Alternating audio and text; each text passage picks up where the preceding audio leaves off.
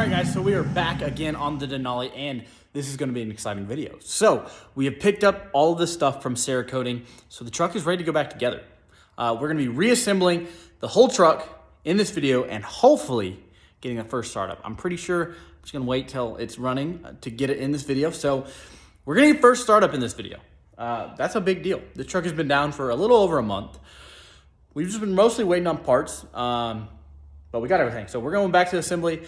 I'm not going to be showing everything. I'm just putting it back together. It's kind of boring. I mean, it's just putting headers on, bolting stuff back up, and then a good amount of wiring. So I started wiring last night. I got the intake back on, stuff like that. And I'll flip the camera around. I'll show you the intake here in a second. But I got the two-step almost wired up. The nitrous and the purge solenoids are almost wired up. So once that's all done, we're going to get to putting all of the hot side back on, get the turbos back mounted, make the cold side.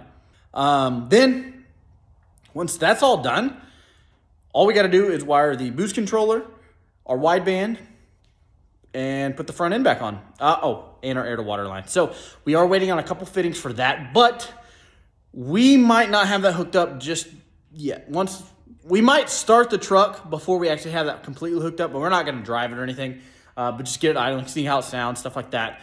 So we might not have the air to water hooked up in this video, but we'll for sure get a first startup. But yeah, I'm gonna turn this thing around. I'm gonna show you guys what this intake looks like, and I can tell you one thing: this thing, you can't go any bigger because one, you have to take it apart to put it in. Two, it's a pain to put in. So I'm glad it's in and it's done because I don't have to do it again. Show this though. So here's the intake on here. We already have our two-step MSD two-step box, MSD two-step box wired in. Got it hooked up to the coil packs. We also have the injector harness already put in. I went ahead and put that in. I have not hooked up the 2i PSI system, but I went ahead and did that just so I can make sure everything was cleaned up and looked nice. We got some plugs on the solenoids. Like I said, we're going to finish wiring that up here in a minute. But we got it all together, and that looks really good. So I'm going to finish wiring this stuff up before I put the hot side back in. And then it's going to be coming together. It's going to be coming together very quickly. And like I said, in this video, we're going to get the first startup, and I'm hoping that's tomorrow. Like I said, I'm waiting on just a few more things, fuel fittings and stuff that will be here tomorrow, so we can actually start it up. And I just texted Justin so we can start kind of getting a base file put together, because that's very important. But yeah, I'm going to get this stuff put on, and I'll update you guys here in a minute. All right, so we've been working for the last couple hours, and we've gotten a little bit done.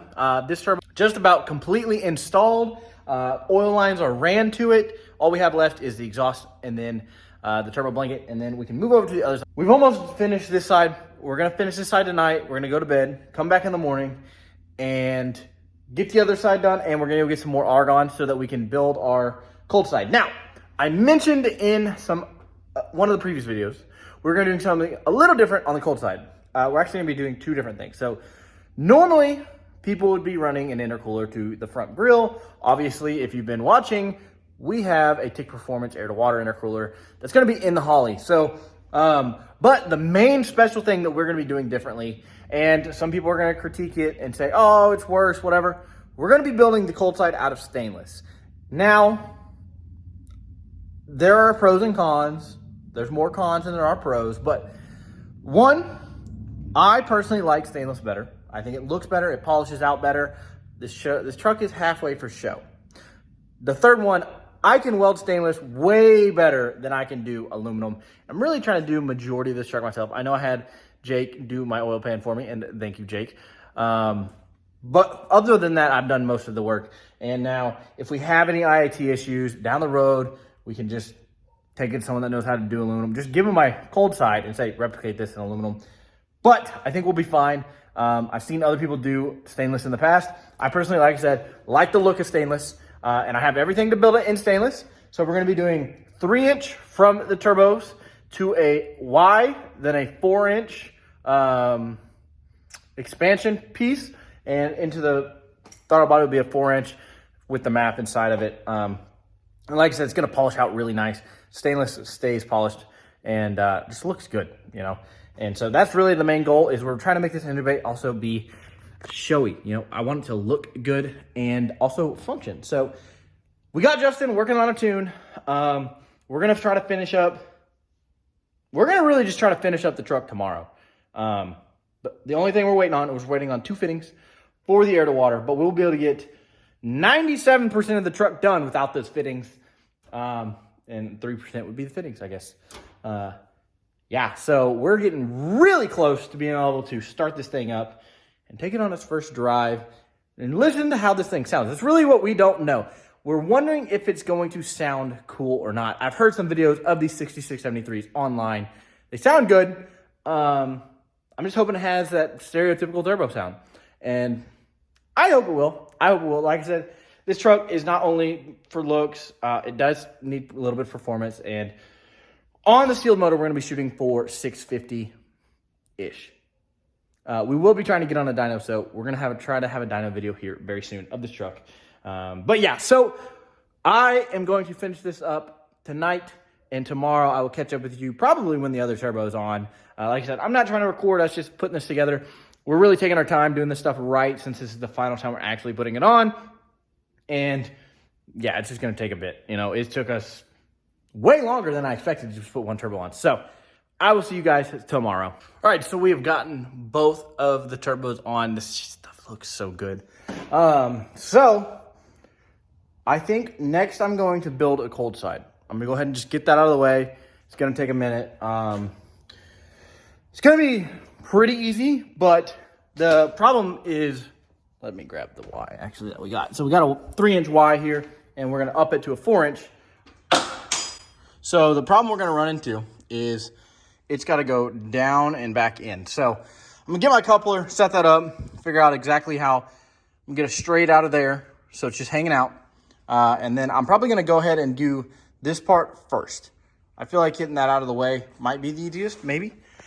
I might do this first. I don't know. I haven't decided. Once I start throwing metal together, I'll figure that out. But I'm going to put my 4-inch coupler here and then figure out exactly how many pie cuts I'm going to have to do off of the straight piece that I'm going to shove in there to get it to here.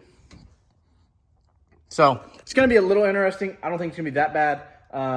I will show you guys more of that process because that is the welding side of things. It's a little more interesting than just bolting things together. But, dude, this thing looks so good. I mean, hood closes. Let me move that.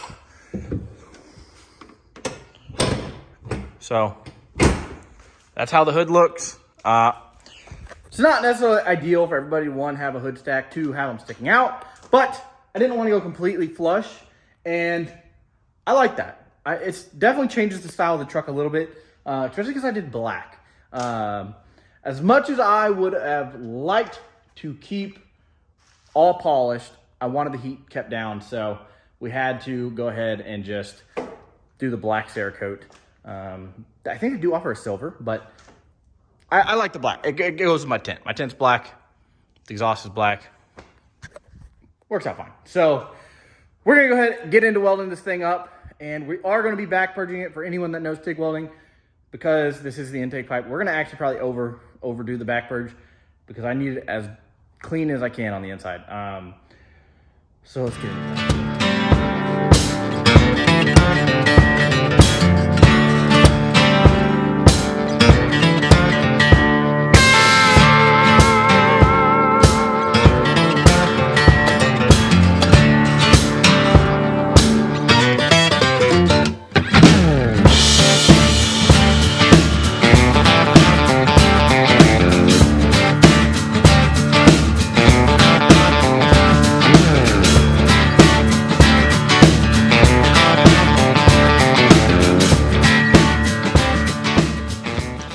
So this is kind of what we've come up with so far. We need to now install the blow-off valves, which we have 2 50mm blow-off valves. They're going to go here and here. We're going to face it that way, obviously, though. And then we got to install the MAF sensor. We would run speed density on this thing, but... Well, okay, so let me explain. The port injection needs a MAF. Now, I don't think we have to use it for the tune for it to work for the port injection because they are 2 separate ECUs. But we're going to start with a MAF. It's kind of close to the throttle body, so if it becomes an issue, we'll just go to speed density and then still use the MAF because that's only used for wide open throttle, so it should read fine. When I asked 2i PSI, they said about 4 to 6 inches away. It's at 6 inches, so should be fine. But we are going to get those things get those blow-off valves installed. Then we'll have the cold side done, and we'll be able to finally polish the thing and get it finished, and continue on to the fuel system. All right, so last night we finished up the cold side, and I'll give you a better view here in a second. But ended up being like 4 in the morning when I finished it, so I just went to bed. But it turned out awesome. Like I said, we got the Ys, the 2 blow-off valves, goes down into the intake. Now, what we got to get done, we got to connect our port injection fuel rail back there to our Y on our line. So we have a Y right there that used to run the nitrous. So we took the 4AN off, and we're going to run a 10AN in here, since we ran the nitrous off the end of this rail. So it should be pretty simple. Just make one line, then the fuel is done. Once that's done, we're going to get into putting the 2i PSI system on. We're going to run into a couple issues. So one thing I didn't notice that I forgot about was the math on these newer vehicles is a 4-pin or something like that, 4 or 6-pin. The old ones are like 8. So hopefully I can just cut out, because it gives you a jumper harness. Hopefully I can just splice into my factory harness and use the 2i PSI system. I'm sure that the wires it needs are still there, but they got rid of some other ones. So gonna get a little interesting there, but shouldn't be a problem. We'll figure that out and get this thing all hooked up. Okay, so we have finished the port injection fuel connection. I've looked at the 2i PSI kit so far for the math issue. I think we're good there. It just has a power and a signal wire. We got those. So we should be good. We should be able to tap into the factory harness, make that work. I also jumped under the truck and threw a pressure sensor into the AN lines. I have multiple pressure sensors that I would like to add to this, so that 1, I could have it back in HP tuners, 2, I could have it on my gauge, and 3, I have to have one on the port injection. So I went ahead, I just put the port injection one for now because I have a regulator, so if I actually want to come in here and look and see what the fuel pressure is, I can, stuff like that. Later on, I'm going to add the other 2 because I want to get my factory one back in the line, and then I want to get the one in cab back in line. But I want to see if I can merge those 2, if I can just use the same wiring and just add 1 more sensor and then tee it off. But we'll do that probably when I redo the rock lights. So what I've decided, I'm going to do the boost controller next, because if I need anything, places are still open. And I know I won't need anything to do the 2i PSI system, but to get this part done, I might have to run and grab like a T or some line or something like that. So I'd rather just get the boost controller out of the way, get that done, and then we should be good. Get the boost controller done, get the fuel done, get a tune. Air to water. We got air to water too, but we can do that. We can get it started without the air to water, but I have that stuff sitting here. So let's get this boost controller installed. Okay, so we have gotten the solenoids all hooked up. We haven't wired them in yet, but we've actually got all the vacuum lines ran, everything like that. The blow-off valves are ran.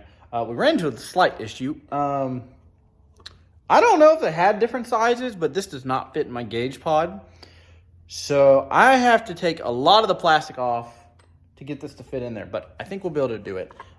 Just gonna take a little die grinder to it and just start cutting away. Yeah, it's gonna be pretty snug. I don't know, you can't really see, but yeah, I don't know. I guess they have different sizes. I need to look. They didn't really give me an option when I bought the 4-port, but we got it all mounted. I'm gonna show you guys where we got the solenoids mounted, and then we're gonna get this stuff all put in the truck, then start on the fuel system. So there is the one solenoid for the driver's side, and here's the other solenoid for the passenger side.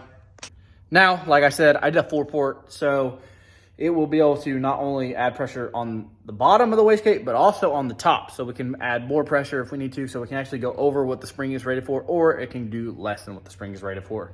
So it gives us a lot more adjustability. Also, Daisy's in the shop. But yeah, we're gonna get this situated, figure it out, get that all grinded away, and then get to wiring all these in. This is just gonna be annoying. And then we'll get the fuel done, and we're still waiting on a tune. So once we get a tune, we'll be able to start this thing.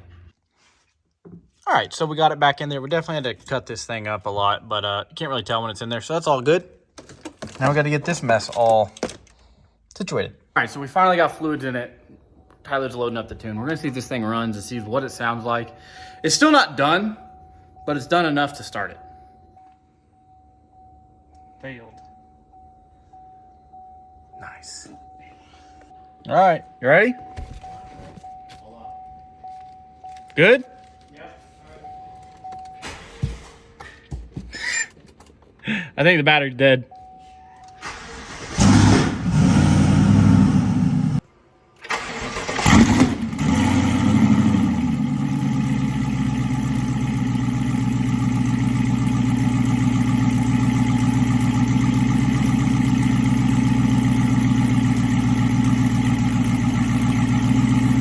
All right, so as you saw, the truck runs. So we've had a couple things we got to finish before we can actually go and drive the thing. So the video is going to end here, but I'm going to get into why. So we can't drive the truck yet because we don't have the port injection set up yet, and without port, we really can't make any power because this truck's on E85, has E in the tank. You need a lot of injector for that, and I have the stock high pressure fuel pump LT4 injectors. That's good for like 500 on E, maybe. We have 1000cc port injectors in there. We have the Reflex Plus controller. We just have to program it, and then we'll be good. And it'll kick on for me, and we'll be good to go for well over 1,000 horsepower with fuel. But it runs. We did it. We had a coolant leak. We fixed that. We did have an oil leak. We've kind of fixed that. We got to keep our eye on that one. I have some other things on the way to fix that perfectly if I can get it to work. And then we still got to finish our air to water. So that's another reason we really can't drive it because we're going to have pretty hot IATs. Now we might drive it just to get just a drive log. We're waiting on some fittings for the air to water. Once that's hooked up, we'll be able to start driving this thing, putting some miles on it, testing it out, seeing the boost, seeing what noises make. So in the next video, you are going to be seeing me driving. We're going to get all this stuff situated, and we're going to be driving this thing. So I know everyone wants to see this thing drive.